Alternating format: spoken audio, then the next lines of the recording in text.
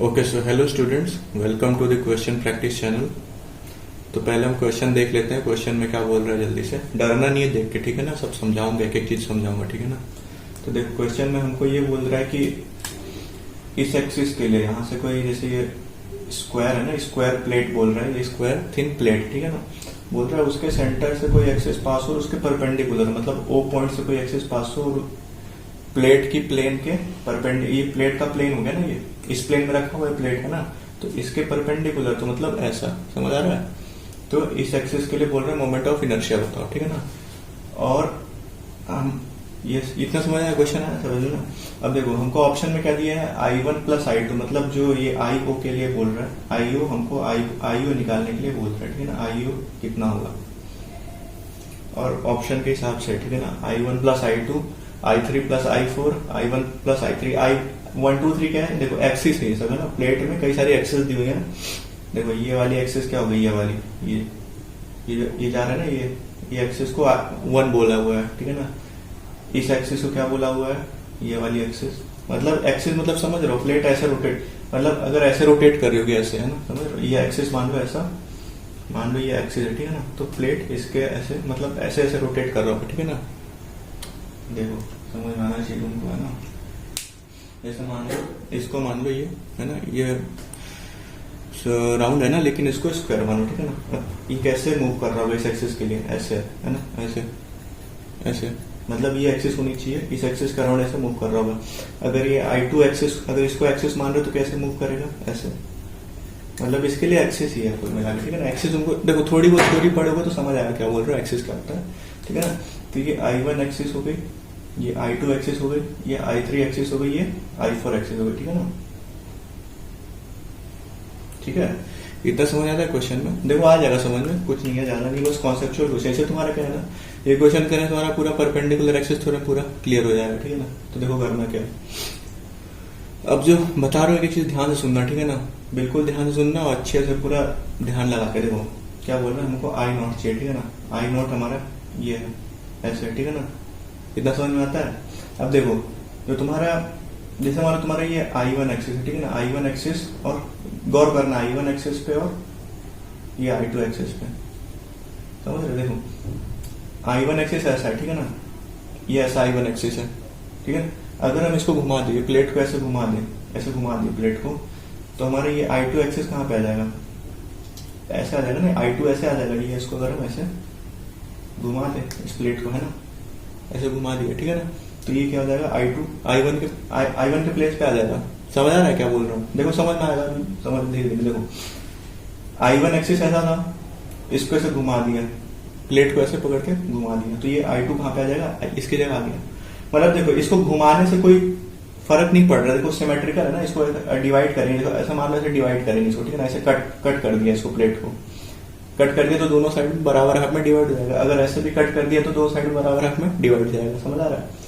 तो मतलब कहने का मतलब ये है कि अगर मैं I1 की जगह यहाँ पे देखो, I1 की जगह I2 रख दूं और इसकी जगह I2 की जगह इसकी I2 की जगह I1 रख दूं, अगर रख दूं तो कोई चेंज आने वाला है। क्योंकि देखो इसके लिए जो मोमेंट ऑफ इनर्शिया होगा I2, वो इसके लिए मोमेंट ऑफ इनर्शिया इक्वल होगा। इतना समझ में आता है क्यों, देखो क्योंकि सिमेट्रिकल है, ठीक है ना। सिमेट्रिकल मतलब देखो इसको डिवाइड करेंगे दोनों हाफ में डिवाइड हो जाएगा, और ये स्क्वायर है, ठीक है ना। स्क्वायर इसके चारों साइड क्या इक्वल है। ऐसे इसको भी, इसके लिए भी जो मोमेंट ऑफ इनर्शिया आएगा वो स्क्वायर ही है ना, इसके चारों साइड इक्वल है, ठीक है ना। तो इसके लिए भी क्या मोमेंट ऑफ इनर्शिया जितना इसके लिए आएगा उतना ही इसके लिए भी आएगा। समझ आ रहा है, ये कॉन्सेप्ट है ना, ये समझना है तुमको। जैसे क्वेश्चन लगाते जाओगे ज्यादा से ज्यादा तो सब चीजें समझ में आती जाएंगी। ऐसे देखो I1 I2 का देख लेना। अब ये देखो इस पे देखना, गौर करना I3 और I4 पे, ठीक है ना। देखो I3 है, ठीक है ना। इसको अगर ऐसे घुमा दे अपन, इसको ऐसे घुमा दे तो क्या I3 I4 की जगह चला जाएगा ना। समझ आ रहा है। मतलब अगर हमारा जो वैल्यू I3 के लिए, अगर हम I3 अगर कोई वैल्यू हमारी आई, ठीक है ना, अगर उसके लिए हमारी कोई वैल्यू हम निकाल लिया आंसर में, अगर हम इसको ऐसे घुमा के रखते तो I3 यहाँ पे आ जाएगा, उसके लिए भी वैल्यू तो उतनी रहेगी, चेंज नहीं होगी ना। और देखो सिमेट्रिकल है ना, इसको कट करोगे दोनों हाफ में डिवाइड हो जाएगा, मतलब दोनों इक्वल हाफ में डिवाइड हो जाएंगे। ऐसे इसमें भी देखो I4, तो इधर इक्वल हाफ में इधर इक्वल हाफ। मतलब कुल कहने का मतलब ये कि तुम चाहे I3 को यहाँ पे रखो चाहे यहाँ पे रखो, और I4 को यहाँ पे रख दो, तो वैल्यू में चेंज नहीं होगी, क्योंकि दोनों का I इक्वल ही आएगा। क्योंकि देखो दिख रहा है ना, सिमेट्री दिख रहा है तुमको। सिमेट्री से मतलब होता है देखो I3 I4 दोनों सेम जैसा है। अगर इसको हम I4 को उठा के यहाँ पे रख दें, है ना, ये एरो उठा के ऐसे घुमा के रख दें और इसको ऐसे रख दें, तो कोई वैल्यू में चेंज नहीं आएगा, ठीक है ना। तो कहने का मतलब ये है देखो कि हमारा जो I4 की वैल्यू जो होगी वो किसके इक्वल होगी, I3 के वैल्यू, I3 है ना। आई समझ में आ रहा है क्या, आई हमारा मोमेंट ऑफ इनर्शिया है उस एक्सिस के लिए, ठीक है, समझ आ रहा है इतना। देखो तो हमको ये दो चीजें पता है अभी, है ना, क्वेश्चन में देख के ये अपने को पता है, ठीक है ना। अब हमको चाहिए इस एक्सिस के लिए मोमेंट ऑफ इनर्शिया और हमारे पास ये सब ऑप्शन है, ठीक है ना। अब हमको मैच करना ऑप्शन की कौन सा ऑप्शन सही होगा, ठीक है ना। तो देखो परपेंडिकुलर एक्सिस थ्योरम लगा सकते हैं। देखो थ्योरी पढ़ लो पहले थोड़ा, है ना, ये चैनल के लिए क्वेश्चन प्रैक्टिस के लिए, इसमें तुमको ढेर सारे अच्छे हर टॉपिक के 10-15 अच्छे क्वेश्चन, है ना, बड़े क्वेश्चन जो कॉन्सेप्चुअल क्वेश्चन है वो करवा दूंगा, तो उससे तुम्हारे सारे कॉन्सेप्ट टॉपिक क्लियर हो जाएंगे, ठीक है ना। तो पहले थ्योरी के भी पढ़ लो, इतने सारे लेक्चर पढ़े यूट्यूब पे, वहां से परपेंडिकुलर एक्सिस थ्योरम पढ़ो और आके यहाँ पे क्वेश्चन देख लो, मतलब वहां से मोमेंट ऑफ इनर्शिया का पूरा टॉपिक पढ़ो, यहाँ पे मोमेंट ऑफ इनर्शिया के 15-20 क्वेश्चन अच्छे कर लो, तो समझ आ। पहले इजी क्वेश्चन करने तुमको, पहले कोई भी जैसे तुम्हारे पास कोई कोचिंग का मॉड्यूल या फिर कहीं से भी तुमको जो क्वेश्चन मिल रहा है इजी क्वेश्चन करो, फिर थोड़े लेवल पे थोड़े अच्छे क्वेश्चन करोगे तो एग्जाम में टाइम बचेगा, जल्दी क्वेश्चन हो जाएगा, ठीक है ना, और गलत नहीं हो क्वेश्चन, अच्छे क्वेश्चन करके जाओगे, ठीक है ना।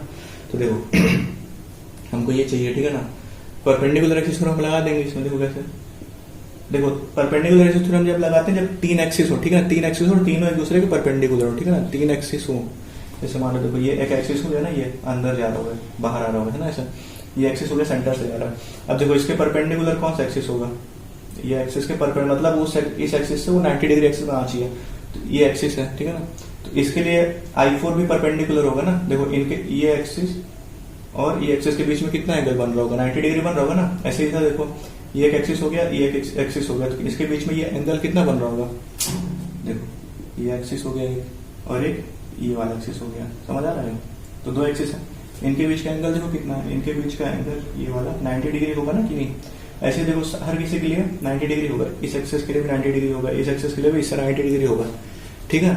लेकिन तुम्हारे देखो परपेंडिकुलर एक्सिस थ्योरम लगाने के लिए 3 एक्सिस होने चाहिए, ठीक है, 3 एक्सिस तुमको पता होना चाहिए और तीनों एक दूसरे के परपेंडिकुलर होने चाहिए, तीनों। देखो पहले समझ तुमको बताता हूँ कैसे। देखो एक्सिस मान ली, ठीक है ना। तो देखो ये जो I4 है तुम्हारा, है ना, ये I4 किसके परपेंडिकुलर है, 1 2 3 में किसके परपेंडिकुलर है, I4 तुम्हारा I3 के परपेंडिकुलर है ना। देखो ये 90 डिग्री बनाएगा, इससे ये 90 डिग्री बना देगा I3 के साथ, समझ आ रहा है। और I3 भी I4 से 90 डिग्री बनाएगा, और ये वाला एक्सिस जो होगा, ये वाला एक्सिस 4 से 90 डिग्री बनाएगा, I4 ये 90 डिग्री होगा ना। और ये वाला एक्सिस तुम्हारा I3 से भी 90 डिग्री बनाएगा, समझ आ रही है। ये वाला एक्सिस हो गया और ये वाला एक्सिस, इन दोनों के बीच में 90 डिग्री का एंगल है ना, समझ में आता है इतना। तो देखो बहुत इजी क्वेश्चन है, कोई बस समझना, इसको समझ दिया तो सब कुछ आसान है परपेंडिकुलर एक्सिस के ऊपर, ठीक है ना। तो देखो हमको 3 एक्सिस मिल गया, एक ये एक्सिस मिल गया, एक ये एक्सिस और एक ये एक्सिस, जो तीनों एक दूसरे के परपेंडिकुलर, तीनों एक दूसरे के परपेंडिकुलर होने चाहिए, ठीक है ना। तो परपेंडिकुलर एक्सिस थ्योरम तुमको पता है ये वाला एक्सिस कौन सा होता है, I Z मान लिया इसको, ठीक है ना, इसको I X मान लिया, इसको I Y मान लिया, इतना समझ में आता है। देखो कैसे करेंगे, तो I Z का वैल्यू क्या होगा, I X plus I Y, ये होता है। यहाँ पे I Z हमारा क्या है, I O है ना, I Z को हम क्या करते हैं I O, तो समझ आता है। और I X हमारा क्या है, I3 है, I Y क्या है हमारा I4, तो समझ आता है। देखो यह है हमारा ना I O की वैल्यू कितनी आ गई, इतनी, I3 प्लस I4। देखो इसमें सी वाला सेकंड वाला ऑप्शन सही हो गया, है ना। देखो I O की वैल्यू कितनी आ गई, I3 I4 आ गई ना। अब देखो यही सेम केस इसमें लगा सकते हैं, इन दोनों एक्सिस के लिए। देखो ये एक्सिस हो गया, अब इसका देखो, इसका इस एक्सिस के लिए कितना एंगल इन दोनों के बीच का, 90 डिग्री है ना। ये देखो 90 डिग्री एंगल बनेगा I3 का, है ना। अब I2 में देखना, I2 में भी देखना, IO और I2 के बीच में कितना एंगल 90 डिग्री का बन रहा है ना। और इन दोनों के बीच में देखो I1 और I2 के बीच का एंगल जो है, ये वाला एंगल, ये भी 90 डिग्री का होगा, ठीक है ना। ये वाला एंगल देखो, ये ऐसा हो गया, ये ऐसा, तो इनके पीछे एंगल 90 डिग्री हो जाएगा, ठीक है ना। समझ में आता है इतना। देखो ये एंगल हमारा 90 डिग्री का होगा कि नहीं, ये होगा ना, इनमें इनका एंगल 90 डिग्री होता ही है। ये सिंपल रूल है, फॉर्मूला है, जो भी समझ लो, ठीक है ना। देखो क्वेश्चन कैसे करने, जब तुम ढेर सारे क्वेश्चन देख लो कोई टॉपिक, अगर वहां तुम्हारा कोई टॉपिक वीक है, ठीक है ना, तो उसे जब कई सारे क्वेश्चन देखो तुमको समझ में क्वेश्चन लगाना कैसे होता है, ठीक है। तो ये हो गया, ठीक है। तो अब इसके बाद एक तो हमारा आ गया i3 और i4 आ गया हमारा। अब दूसरा क्या है, दूसरा हमारा क्या है, ये वाला ऑप्शन। दूसरा हमारा देखो i2 और i1 में देखना है, सॉरी हाँ देखो i1 और i2 में देखना है। ये देखो ये दोनों एक दूसरे के परपेंडिकुलर हैं और ये दोनों इस एक्सिस IO के लिए परपेंडिकुलर, तो इसका परपेंडिकुलर एक्सिस हम लगा सकते हैं। तो iz, तो यहाँ पे iz क्या हो जाएगा, iz IO, ठीक है ना, इक्वल टू, इसके लिए ix क्या मान लें, इसको मान लेते हैं ix, इसको मान लेते हैं iy, कुछ ही मान लो, बस ये वाला एक्सिस तुम्हारा अलग होना चाहिए, मतलब iz पे होना चाहिए, ठीक है ना। तो ये वाला क्या हो गया, i1 प्लस i2, तीनों एक दूसरे के परपेंडिकुलर होंगे ना। अगर तीन एक्सिस एक दूसरे के परपेंडिकुलर है ना, तो किसी एक एक्सिस का निकालना हो तो परपेंडिकुलर एक्सिस थोड़ा लगा सकते हैं उसको, ठीक है ना। ये चीज आ गई। तो हमारा कौन सा ऑप्शन, ये क्या ऑप्शन सही हो गया, दो ऑप्शन सही हो गया हमारे, निकल आया ना। तो देखो ये समझ आया एक ना, ये आ गया हमारा, ठीक है ना। अब देखो एक चीज और क्या समझनी है, दो ऑप्शन तुम्हारे सही हो गए। अब हमारे बच्चे ये और ये, इसमें चेक करने के कौन सा सही नहीं है। तो देखो क्या ये कभी हो सकता है, ये वाला, इसमें 4 है ना, 4 ऐड हो रहा है। देखो हमारा कोई भी आई का वैल्यू आया है उसमें केवल 2 ही वो आ रहे हैं, ठीक है ना, 2 ही वैल्यू आ रही है, मतलब हमारे केवल 2 ही ऐड होके आएंगे, ये 4 तो कभी ऐड नहीं हो सकते। तो ये तुम्हारा गलत हो गया पहली बात तो, ठीक है ना। अब बचा ये तुम्हारा ये वाला, इसको चेक करें कि सही है गलत, मतलब आई नॉट इक्वल टू तुम्हारा i1 प्लस i3 है कि नहीं। तो देखो कैसे करेंगे, हमको पता है, देखो यहाँ से तो अपने को पता है ना कि अगर हम ये प्रूव कर दें, ठीक है ना, कि i1 और i3, चलो पहले हम सॉल्व कर लेते हैं। देखो पहले रख के देख लेते हैं अपने कैसे कैसे लाना है, ठीक है ना, सोचना कैसे है एग्जाम में, i3 और i4, ठीक है ना। तो मान लो i3 i4 तो इक्वल ही है इन दोनों के, इसको मैं क्या लिख सकता हूँ, i4 की जगह i3 रख दूँ तो 2 i3 रख सकती। देखो ये क्वेश्चन आएंगे नहीं ऐसे तुम्हारे नीट में, तो बिल्कुल नहीं आएंगे, बस ये इस कॉन्सेप्ट रिलेटेड आ सकता है, ठीक है ना, तो समझ लेना अच्छे से। तो i not equal to 2 i3 रख सकते हैं, ठीक है ना। तो हमारा i3 इक्वल टू क्या आ गया, i नॉट डिवाइडेड बाई 2, ये आ गया एक चीज है ना। और हमारा इधर इसमें देख लेते हैं, इसमें हमारा क्या है, i1 इक्वल टू i2 है ना, i1 इक्वल टू i2, तो इसमें क्या रखते हैं, i नॉट इक्वल टू क्या रख सकते हैं, i2 की जगह क्या रखते हैं, i1 रख सकते हैं ना, क्योंकि i2 i1 इक्वल है, तो इसकी जगह मान लो i1 रख देते, तो 2 i1 हो जाएगा, 2 i1, ठीक है ना। तो i1 की वैल्यू क्या आ जाएगी हमारी, i नॉट डिवाइडेड बाई 2, इतना समझ में आता है। तो यहां से तुमको क्या देख के पता चल रहा है कि i1 और i2 दोनों i नॉट बाई 2 के इक्वल है, मतलब ये दोनों भी एक दूसरे में इक्वल ही होंगे, क्योंकि i नॉट की वैल्यू तो सेम ही आएगी, है ना, इसके लिए कोई वैल्यू तो सेम ही आएगी, कैसे भी निकाले। तो ये i नॉट बाई 2 ये दोनों की वैल्यू इसके इक्वल है, तो ये दोनों आपस में भी इक्वल होंगे, i3 और i1, समझ आता है।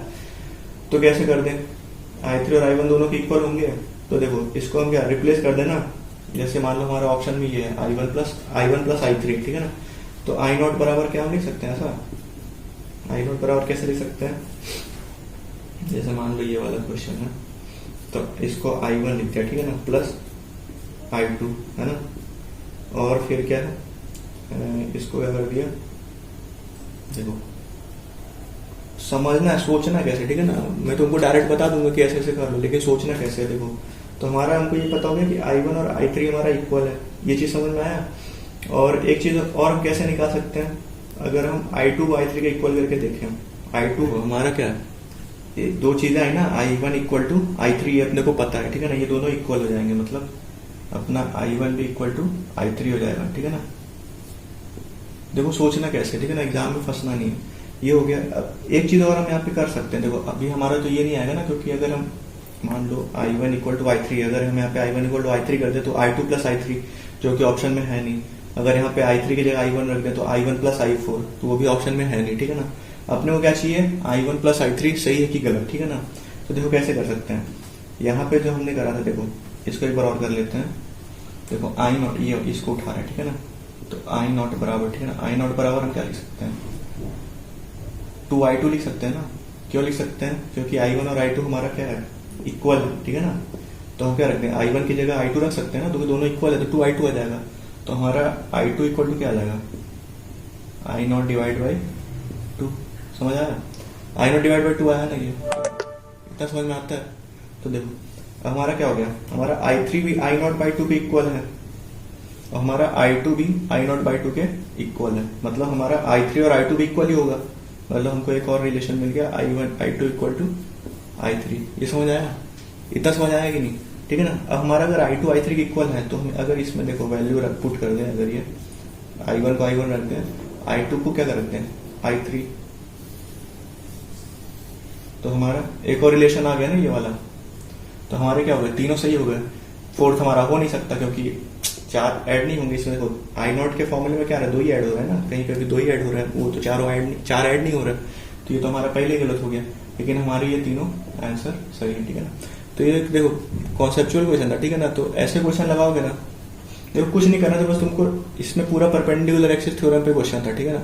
ये क्वेश्चन अभी तुमको अगर नया नया पढ़ रहे हो, तुमको बोल रहे हो क्या पढ़ा रहे हैं, मतलब अच्छे समझ नहीं आ रहा है। ठीक है ना। उसमें दिक्कत नहीं है, समझ आएगा जब तुम कई सारे क्वेश्चन लगा लोगे परपेंडिकुलर एक्सिस थ्योरम पे। तो जो मैं बता रहा हूँ कि एक चीज समझ में आएगी तुमको। ठीक है ना। तो ऐसे समझना है, I0 हमको चाहिए था, तो हमको इसमें कितने एक्सिस दिए हुए हैं, 1 एक्सिस 2 एक्सिस 3 एक्सिस 4 एक्सिस है ना। तो हमारे कितना पेयर बन जाएगा, 2 एक्सिस, ये देखो इस एक्सिस के परपेंडिकुलर ही है, इस एक्सिस परपेंडिकुलर ही है, और ये दोनों आपस में परपेंडिकुलर। तो हम इन तीनों एक्सिस के बीच में परपेंडिकुलर एक्सिस हम लगा सकते हैं। ऐसे ही ये वाला एक्सिस जो है I0 वाला, ये वाला इसके परपेंडिकुलर है, ये वाला इसके परपेंडिकुलर है, और ये दोनों आपस में परपेंडिकुलर है। ठीक है ना। तो हम इन तीनों एक्सिस के पीछे परपेंडिकुलर एक्सिस थोड़ा लगा सकते हैं। ठीक है। जैसे क्वेश्चन लगाओगे ये सब चीजें बहुत ईजी हो जाएंगी। ठीक है ना। तो इसमें घबराना नहीं है। ठीक है। तो बस इतना ही है इसमें। और देखो वीडियो पसंद है तो लाइक कर देना वीडियो को, और चैनल को सब्सक्राइब कर देना है। डेली वीडियो डालता हूँ 2 3 4 इतनी भी हो जाए है ना, क्वेश्चन प्रैक्टिस की। बेसिकली यहाँ पे क्वेश्चन प्रैक्टिस ही होगी, अच्छे से अच्छे क्वेश्चन जो एग्जाम में आ सकते हैं, फिर उनका कोई कॉन्सेप्ट एग्जाम में यूज होगा। तो यहाँ पे थ्योरी नहीं पढ़ाऊंगा, लेकिन तुमको क्वेश्चन के थ्रू सारी थ्योरी ही पढ़ाऊंगा। ठीक है ना। तो ये देखो ये पूरी परपेंडिकुलर एक्सिस थ्योरम की थ्योरी ही थी कुल मिला के। ठीक है ना। तो ऐसे ही क्वेश्चन और करने तो सब्सक्राइब कर लो। ठीक है ना। दिन में 1 वीडियो तो देखनी है, 2 वीडियो मान लो, और वो 2 वीडियो अच्छी खासी देखनी, मतलब अच्छे कॉन्सेप्चुअल क्वेश्चन तुमको मिल जाएंगे उसमें। तो तुम्हारा जो टॉपिक इसमें से पढ़ लोगे वो तुम्हारा पूरा अच्छे से क्लियर हो जाएगा। ठीक है ना। तो बस इतना ही है। ठीक है, मिलते हैं नेक्स्ट वीडियो में।